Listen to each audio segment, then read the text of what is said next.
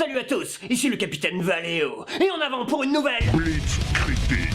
Et aujourd'hui, on attaque avec le film Wonder Woman. La super-héroïne de DC Comics est interprétée par Gal Gadot, qui s'en sort très bien. Mais le film est pourtant, à bien des niveaux, un raté. Un raté esthétique, notamment sur la représentation de la Première Guerre mondiale, qui se voulait démesurée, mais qui se réduit finalement à une tranchée avec 3 mitrailleuses. Un raté artistique, notamment quand il s'agit de scénariser des scènes d'action. Un raté narratif, car le film échoue à nous donner les motivations des principaux antagonistes, ou à donner une quelconque utilité au second rôle. Un raté idéologique, car le film se prétend donner une vraie réflexion sur la guerre, alors qu'il ne livre au final qu'un message d'une naïveté digne d'un collégien. Un raté historique, qui place l'Angleterre au centre de la Première Guerre mondiale, ce qui, après Battlefield 1, commence à devenir insultant pour la France. Et enfin, un raté sur la thématique du féminisme, un sujet que le film aborde, mais qui oublie d'interagir avec les éléments historiques de l'époque, et qui ont permis à l'émancipation des femmes. Je parle du fait que durant la Première Guerre mondiale, les femmes ont dû travailler dans les usines d'armement, ce qui les a rendues légitimes pour entrer dans la vie active. Le film aurait dû faire interagir Wonder Woman avec ce fait historique,